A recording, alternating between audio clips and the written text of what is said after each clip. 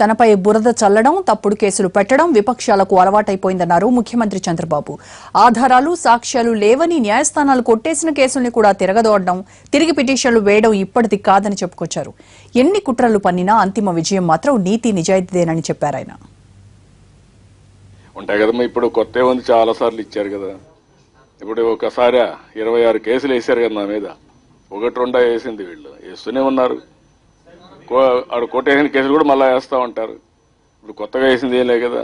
ఇంత మునుపు కూడా ఒకసారి అయితే ఎక్సైజ్లో నా మీద కేసు ఇస్తే ఒక 10-12 ఏళ్ళు మళ్ళీ అపోజిషన్కి వచ్చినాక 2012 తేలింది. వాళ్ళ ఇష్టం, ఇదే పని కదా. అదేమా వేస్తారేమా, నువ్వే ఉన్నావు కదా దానికి, మీరే కదా వేసేది.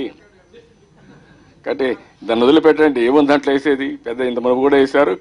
సుప్రీంకోర్టు జడ్జిమెంట్లో స్ట్రిక్చర్సే పాస్ చేశారు. అప్పుడంతా వేసినట్టే నేని ఏమైంది, ఏం కాలేదు.